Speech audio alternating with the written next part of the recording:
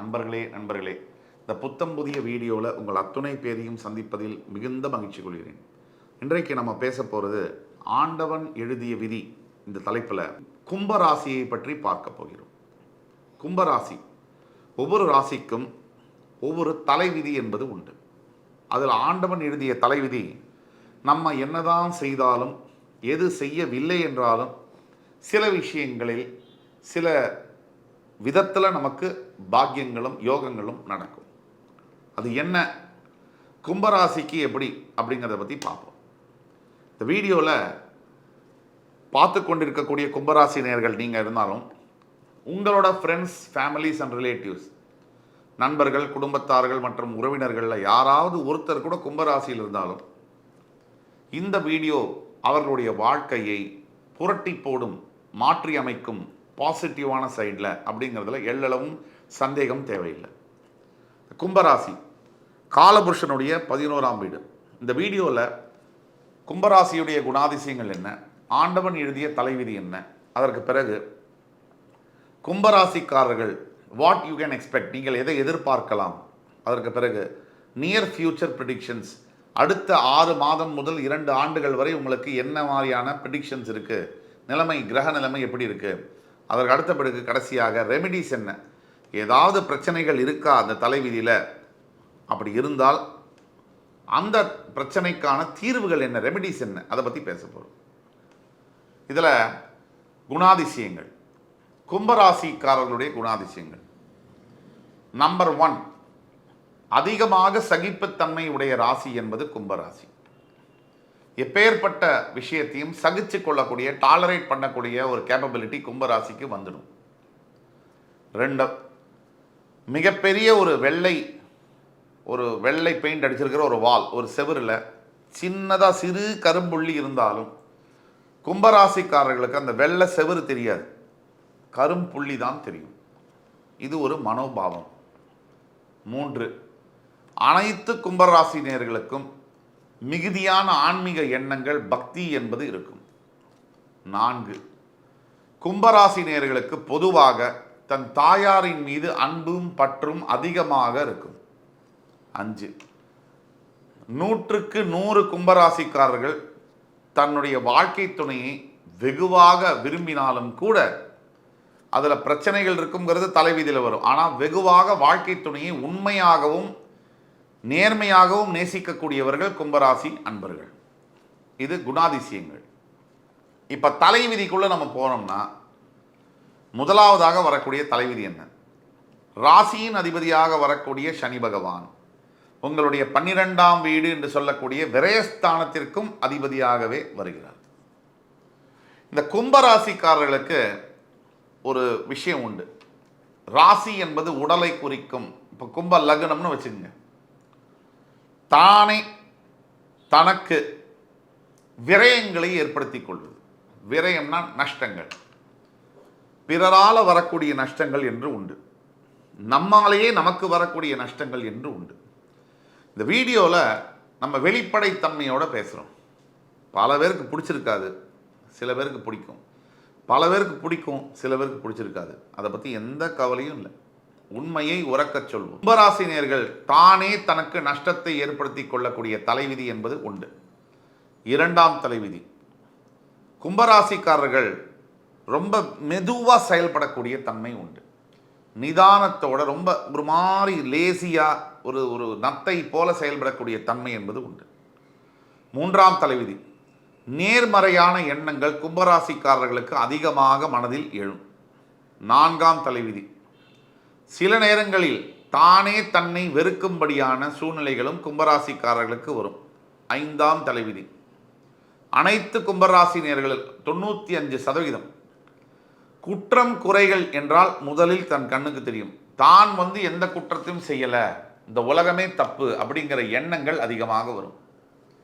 Detachment என்று சொல்லக்கூடிய எல்லாத்தையும் வெறுத்து ஒதுக்கக்கூடிய தன்மையும் கும்பராசினியர்களுக்கு குணாதிசயமாக வரும். இது தலைவிதி. அடுத்தது 2ஆம் இடத்திற்கும் 11ஆம் இடத்திற்கும் அதிபதியாக வரக்கூடிய குரு பகவான். சனியும் குருவும் பகை கிரகமோ நட்பு கிரகமோ அல்ல, சம நட்பில் உள்ள கிரகம். சமம்னா ஃப்ரெண்டும் கிடையாது, எனிமியும் கிடையாது. அப்போ ஒரு ஜாதகத்தில் குருவும் அமைப்பும் சனியுடைய அமைப்பும் வைத்து அவர்களுடைய நட்பா இல்ல பகையா என்பது முடிவு செய்ய வேண்டும். தனஸ்தானத்துக்கு தனகாரகனான குரு பகவானே அதிபதியாக வருவதனால் அது காரகோபாவனாஸ்தியாக வரக்கூடிய வாய்ப்புகள் உண்டு. அதாக எத்தனை பணம் கும்பராசிக்காரர்கள் சம்பாதித்தாலும் கூட அந்த பணத்தை காப்பாற்றுவதற்கு சேர்த்து வைப்பதற்கு மிகுந்த சிரமத்தை பட வேண்டும். இது 6ஆம் விதி. 7ஆம் தலைவிதி 11ஆம் இடத்தில் இருக்கக்கூடிய குரு பகவான் மிகப்பெரிய பண லாபத்தை 40 வயதிற்கு மேல் ஏற்படுத்துவார். இது 7ஆம் விதி. 8ஆம் விதி உங்களுடைய 3ஆம் வீடு என்று சொல்லக்கூடிய மேஷராசிக்கும் உங்களுடைய 10ஆம் வீடு என்று சொல்லக்கூடிய விருச்சிக ராசிக்கும் அதிபதியாக வரக்கூடியது செவ்வாய் பகவான். இதில் ஒரு முக்கியமான பாயிண்ட், உபஜயஸ்தானத்தில் செவ்வாய் மூலத்திரிகோணம் அடைகிறார். உங்களுக்கு வேண்டாத கிரகம். நீங்கள் பல முயற்சிகளை கடுமையாக எடுத்தாலும் மிகப்பெரிய தடைகளும் தடங்கல்களும் எதிரிகளும் உருவாகுவார். நீங்கள் வேலை செய்யக்கூடிய இடத்துல, நீங்கள் பிஸ்னஸ் பண்ணக்கூடிய இடத்துல உங்களுடைய 7ஆம் தலைவிதி என்னென்னா நிறைய எதிரிகள் இருப்பாங்க. 7, 8ஆம் தலைவிதி என்னென்னா நிறைய எதிரிகள் இருப்பாங்க. எதிரிகள் போராட வேண்டியது இருக்கும். இது உங்களுடைய தலைவிதி. இது ஒன்று. தெய்வத்தின் அனுகிரகத்தால் நீங்கள் வெற்றி பெறுவீர்கள். ஆனால் பல எதிர்ப்பிற்கு பிறகுதான் வெற்றி பெறுவீர்கள். இது 8ஆம் தலைவிதி. அதே மாதிரி 3ஆம் இடம் உபஜயஸ்தானம், 10ஆம் இடம் தொழில் ஸ்தானம். உபஜயஸ்தானத்தில் செவ்வாய் பகவான் மூலத்திரிகோணம் அடைவதால் சில தேவையற்ற நண்பர்களின் மூலியமாக உங்களுடைய 8ஆம் தலைவிதி என்னன்னா கும்பராசிக்கு நண்பர்கள் மூலியமாக மிகப்பெரிய ப்ராப்ளம்ஸ் வரக்கூடும். வம்பு வழக்கு அடிதடி ரகளைகள் வரக்கூடும். இது 8ஆம் தலைவிதி. 9ஆம் தலைவிதி 10ஆம் இடத்திற்கும் அதே செவ்வாயே அதிபதியாக வருவதனால் தொழில் செய்யக்கூடிய இடத்திலும் வியாபாரம் செய்யக்கூடிய இடத்திலும் மிகப்பெரிய அளவில் போராட்டங்கள் இருக்கும். எதிரிகள் இருப்பார்கள். நண்பனும் பகை போல் தெரியும், அது நாள் பட புரியும். இது உங்களுடைய கரெக்டாக உங்களுக்காக எழுதின வரிகள். உங்களுடைய 5ஆம் இடம் அது புதன ராசி வீடு. 4ஆம் இடம் உங்களுடைய ரிஷபராசிக்கு அதிபதியான சுக்கிரன் உங்களுடைய பாக்யஸ்தானம் என்று சொல்லக்கூடிய துலாம் ராசிக்கும் அதிபதியாக வருகிறார். இதில் சுக்கிர பகவான் உங்களுக்கு மிகப்பெரிய அதிர்ஷ்டங்களை கொடுக்கக்கூடியவர். எப்பேற்பட்டவராக கும்பராசியில் நீங்கள் பிறந்தாலும் வாழ்க்கையில் ஒரு கட்டத்தில் நிறைய சொத்துக்கள் சேர்க்கக்கூடிய யோகம் என்பது உங்களை தேடி வரும். இது சத்தியம். இதில் விதிவிலக்குகள் உண்டு. விதிவிலக்குகள் விதியாகாது. இது உங்களுடைய 9ஆம் தலைவிதி. எங்கே நீங்கள் இருந்தாலும் 4ஆம் இடத்திற்கும் பாக்கியத்திற்கும் அதிபதியாக சுக்கிரன் வருவதனால் திடீர் அதிர்ஷ்டமாக பூர்வீக சொத்தை பெறக்கூடிய யோகம். தாயாரின் வழி ஒரு உறவினர்கள் ஆன்சஸ்டர்ஸ், அதாவது முன்னோர்கள், தாயாரின் வழி முன்னோர்களால் வரக்கூடிய சொத்து. தாயார் வழி அப்பா தாத்தா, அம்மாவுடைய அப்பா, அம்மாவுடைய அம்மா, இந்த சொத்துக்கள் மூலியமாக பலனடக்கூடிய பாக்கியம் என்பது உங்களுக்கு உண்டு. உங்களுடைய 5ஆம் இடத்திற்கும் அஷ்டமஸ்தானத்திற்கும் புதன் பகவான் அதிபதியாக வருகிறார். மிதுனத்திற்கும் கன்னிராசிக்கும் 5ஆம் இடத்திற்கு அதிபதியாக வரக்கூடிய புதன் பகவான் அஷ்டமஸ்தானத்திற்கும் அதிபதியாக வருகிறார். உங்களுடைய பஞ்சமஸ்தானத்தில் இருக்கிறதுனால புதன் ஆட்சி பெறுவதனால உங்களுடைய 10ஆம் தலைவிதி என்பது கும்பராசி நேயர்களுக்கு பிறக்கக்கூடிய குழந்தைகளானது மிகப்பெரிய படிப்பாளிகளாக, ஸ்காலர்ஸாக, அகடமிக்கலி ரொம்ப ஸ்ட்ராங்காக, படிப்பில் உலக ஞானத்தில் படிப்பை விட அதிகமாக உலக ஞானம் பெற்றவர்களாக, ஃபினான்ஸ் சம்பந்தப்பட்ட படிப்பில் மிக சிறந்து விளங்கக்கூடிய வல்லுநர்களாக, பேங்கிங் செக்டரில் ஐடி செக்டரில் பணிபுரியக்கூடியவர்களாக, நிதானமாக செயல்படக்கூடியவர்களாக, உலக ஞானம் பெற்றவர்களாக திகழ்வார்கள். அதே மாதிரி உங்களுடைய குழந்தைகளால் ஒரு காலத்தில் உங்களுடைய பெற்ற புத்திரர்கள், மகன்களோ மகள்களோ உங்களுக்கே எதிரிகளாக மாறுவார்கள் என்பது உங்களுடைய 11ஆம் தலைவிதி. நீங்கள் பெற்ற குழந்தைகள் நல்லா இருப்பாங்க, ஆனால் ஒரு ஸ்டேஜில் நீங்கள் ரிட்டையர்மெண்ட் ஆகும்போது உங்களுக்கே அவர்கள் எதிரிகளாக மாறுவார்கள் என்பது தலைவிதி. இது எல்லோருக்கும் அல்ல, 90% கும்பராசினியர்களுக்கு இது மாதிரி இருக்கும். அடுத்தது 12ஆம் தலைவிதி. உங்களுடைய 6ஆம் இடத்திற்கு சந்திர பகவான் அதிபதியாக வருவதனால உங்களுக்கு அம்மா, பல கும்பராசினியர்களுக்கு தாயாருடைய உடல் நிலையில் கவனம் தேவை. இது உங்களுடைய தலைவிதி. தாயாருக்கு ஏதாவது உடல் நலக்குறைவு உங்களை பெற்று எடுத்ததுக்கு அப்புறமா, டெலிவரி ஆனதுக்கு அப்புறமா உடல் சம்பந்தப்பட்ட பிரச்சனைகள் தாயாருக்கு வரக்கூடிய வாய்ப்புகள் என்பது உங்களுடைய தலைவிதி. அடுத்தது 12ஆம் தலைவிதி.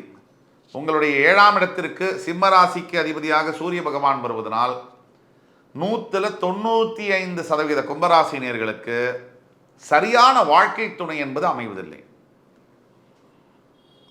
மிகப்பெரிய பிரச்சனைகளாக இருக்கு.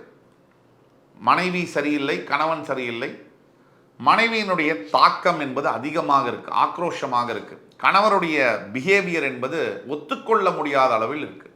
இது துரதிருஷ்டவசமானது. ஆனால் இது உங்களுடைய 12ஆம் தலைவிதி. அடுத்தபடியாக உங்களுடைய 8ஆம் இடத்திற்கு அதிபதியாக புதன் வருவதை பற்றி பேசினோம். 9ஆம் இடம் சுக்கிரன், அதாவது துலாம் ராசிக்கு அதிபதி. 10ஆம் இடம் செவ்வாய், 11ஆம் வீடு வந்து குரு பகவான், 12ஆம் வீடு உங்கள் ராசிக்கே அதிபதி. இதெல்லாம் நாம் பேசினோம். ஒட்டு மொத்தத்தில் நீங்கள் எதை எதிர்பார்க்கலாம், அது சுருக்கமாக பாயிண்ட் பேசிஸில் சொல்லலாம். பாயிண்ட் நம்பர் 1, கும்பராசினியர்கள் எதை எதிர்பார்க்கலாம்? திருமணம் சம்பந்தப்பட்ட விஷயங்களில் நீங்கள் தான் விட்டு கொடுத்து போகணும். உங்களுடைய பார்ட்னர்ஸ் விட்டு கொடுத்து போக மாட்டாங்க. இதை மனசில் தெளிவாக புரிஞ்சுக்கோங்க. இதை எதிர்பார்த்துக்கிட்டு இருக்கலாம். 2, நீங்கள் என்னதான் வாரி வழங்கி கொடுத்தாலும் உங்களுடைய சகோதரர்கள், அதாவது சிஸ்டர்ஸ் அண்ட் பிரதர்ஸ், சகோதர சகோதரிகள் உங்களுக்கு எதிராகத்தான் இருப்பார்கள். நீங்கள் என்னதான் பாசத்தை பொழிஞ்சாலும் உங்களுக்கு எதிராக தான் இருப்பாங்க. இதை நீங்கள் எதிர்பார்க்கலாம். 3, உங்களுடைய பசங்க உங்களுடைய உடம்பை நீங்கள் செருப்பாக தைச்சு சம்பாதிச்சு அவங்கள படிக்க வச்சு ஆளாக்குனாலும் ஒரு ஸ்டேஜில் உங்களை வருத்தப்பட வைப்பாங்க அப்படிங்கிறது நீங்கள் எதிர்பார்க்கலாம். 4, எவ்வளவு ஏழ்மையாக நீங்கள் இருந்தாலும் ஒரு காலகட்டத்துக்கு பிறகு 2ஆம் பகுதியான வாழ்க்கையில் 30 வயசுக்கு மேலே, 35 வயசுக்கு மேலே மிகப்பெரிய அளவில் அசையா சொத்துக்களை சேர்க்கக்கூடிய யோகமும் பாக்கியமும் உங்களை தேடி வந்தே தீரும். இதை எதிர்பார்க்கலாம். 5, எல்லாத்துக்கும் மேலே உங்களுடைய தாயாருடைய அனுகிரகம் என்பது உங்களுக்கு தேவை. தாயாருடைய சொந்தக்காரர்கள், தாய் மாமா, சித்தி, பெரியம்மா போன்ற சொந்தங்களுடைய அனுகூலங்கள் உங்களுக்கு கண்டிப்பாக தேவை. அது இருந்தால் மிகப்பெரிய அதிர்ஷ்டத்தை எதிர்பார்க்கலாம். ஒட்டு மொத்தத்தில் கும்பராசிக்கு கண்டிப்பாக ஒரு 50-55 வயசுக்கு பிறகு ஆன்மீகத்தில் தன்னை அறியாத, கண்ட்ரோல் பண்ண முடியாத அளவுக்கு ஒரு ஈர்ப்பு இருக்கும். மிகப்பெரிய ஒரு புல், அதாவது மேக்னெட்டிக் அட்ராக்ஷன் மாதிரி இருக்கும். இது கும்பராசிக்கு இருந்தே தீரும். இதுதான் கும்பராசியுடைய எதை எதிர்பார்க்கலாம்.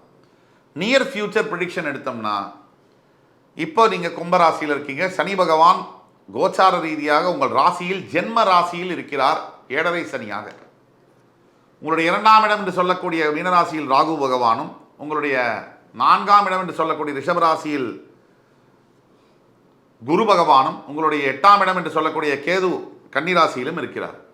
இப்போ ஜென்மத்தில் இருக்கக்கூடிய சனியினால் மனது என்பது சரியான திசையில் பயணிக்க வாய்ப்பில்லை. அடுத்த 6 மாதம் முதல் 2 வருஷத்துக்கு மனதில் குழப்பங்களும், தேவையற்ற எண்ணங்களும், சஞ்சலங்களும், பயங்களும் வருது. 2, ராகு தனஸ்தானத்தில் இருப்பதனால் வரத்துக்கு முன்னாடியே செலவு ரெடியாக இருக்கும். எவ்வளவு பணம் வந்தாலும் கையில் சேர்த்து வைக்க முடியாத அளவிற்கு தேவையில்லாத செலவுகள். பணத்தை சம்பாதிக்கிறது ஒரு பகை கஷ்டம்னா அதை காப்பாற்றுறதுக்குள்ளே உயிரே போகிற அளவுக்கு இருக்குது. 3, 4ஆம் இடத்தில் இருக்கக்கூடிய குரு பகவானால் ஓரளவுக்கு பிரயோஜனம் இருந்தாலும் கூட சில நிலம், ஃப்ளாட்டு, அப்பார்ட்மெண்ட்டு இதெல்லாம் வாங்கக்கூடிய சந்தர்ப்பங்கள்லாம் ஏற்படுத்தினாலும் கூட தாயாருடைய உடல் நலத்தில் கவனம் தேவை. அஷ்டமஸ்தானத்தில் இருக்கக்கூடிய கேதுவினால் வண்டி வாகனத்தில் செல்லும் போது மிக மிக மிக கவனமாக செல்ல வேண்டும். உடல் ஆரோக்கியத்தை கவனமாக பார்த்து கொள்ள வேண்டும். இத்தனையும் இருக்குது. இப்போது எதை நீங்கள் எதிர்பார்க்கலாம்? நியர் ஃபியூச்சர் ப்ரிடிக்ஷன்ஸ் என்னன்னு பார்த்தோம். ரெமெடிஸ்ன்னு நம்ம பார்த்தோம்னா, கும்பராசிக்கு முதல் ரெமெடி சனீஸ்வர பகவான் ஒவ்வொரு சனிக்கிழமையும் ஞாயிற்றுக்கிழமையும் சிவ ஆலயங்களுக்கு சென்று, அதுவும் பிரதோஷம்னு வச்சுங்க, சனி பிரதோஷம் இல்லை ஒரு ஞாயிற்றுக்கிழமையில் பிரதோஷம் வருதுன்னா அன்றைக்கி கண்டிப்பாக சிவனுக்கு வில்வ மாலை சாத்தி அவர் கோவிலில் சென்று அபிஷேகம் செய்து தர்ம காரியங்கள், தானங்கள், உணவு தானம், உடை தானம் அளிப்பது போன்ற ஒவ்வொரு சக்திக்கேற்ப, உங்கள் சக்திக்கேற்ப தான தர்மங்கள் செய்யும் பொழுது மிகப்பெரிய அளவில் உங்களுக்கு நன்மைகள் உண்டாகும். 2வது ரெமெடி என்னன்னு பார்த்தோம்னா, அனாதை குழந்தைகளுக்கும் வயதான முதியவர்களாக இருக்கக்கூடிய அனாதைகளுக்கும் உணவளிப்பது, உடையளிப்பது போன்ற விஷயங்களை தத்து எடுப்பது. அவர்களை குழந்தைய ஆன்லைனில் கூட தத்து எடுக்கலாம். பெரியவங்களை தத்தெடுத்து அவங்கள கூட நீங்கள் வளர்க்கலாம். வீட்டில் வச்சு தான் வளர்க்கணுங்கிறதுல ஸ்பான்சர் பண்ணலாம். அப்படி பண்ணும்போது மிகப்பெரிய அளவில் மாற்றங்கள் தெரியும். 3வது ரெமெடி என்னன்னா, ஒவ்வொரு நாளும் ஓம் நம சிவாய நமக இந்த மந்திரத்தை 108 முறை தவறாமல் காலையில் சீக்கிரமாக எழுந்து குளிச்சுட்டு சுவாமிக்கு விளக்கேற்றிட்டு சொல்லும் பொழுது மிகப்பெரிய அளவில் வாழ்க்கையில் இந்த தியானத்தை தொடர்ந்து செய்யும் பொழுது மாற்றங்கள் நிகழும். 4வது ரெமெடி, உங்கள் அருகாமையில் இருக்கக்கூடிய ஆலயங்களில் இருக்கக்கூடிய பசு மாட்டிற்கு அகத்திக்கீரை செவ்வாய் மற்றும் சனிக்கிழமைகளில் கொடுக்கும் பொழுது வாழ்க்கையில் மிகப்பெரிய மாற்றங்கள் நிகழும். 5வது ரெமெடி, நீங்கள் உங்கள் குலதெய்வம் கோவிலுக்கு வருஷம் ஒரு முறையாவது நீங்கள் அவசியம் ஃபாரின்ல இருந்தாலும் இந்தியாவில் இருந்தாலும் போய் வரணும். இந்த ரெமெடிஸ் எல்லாம் நீங்கள் செய்யணும். ஆக என் அருமைமிக்க கும்பராசி நேயர்களே, இந்த வீடியோ உங்களுக்கு கண்டிப்பாக பிடிச்சிருக்கும்னு நம்புகிறோம், பயனுள்ளதாக இருக்கும்னு நம்புகிறோம். அடுத்து வரும் காணொலியில் மறுபடியும் உங்கள் எல்லோரையும் இன்னும் பல அரிய தகவல்களுடன் சுவாரஸ்யமான தகவல்களுடன் சந்திக்கும் வரை உங்களிடமிருந்து விடைபெறுவது உங்கள் சுபாஷ் பாலகிருஷ்ணன். நன்றி, வணக்கம், வாழ்க வளமுடன்.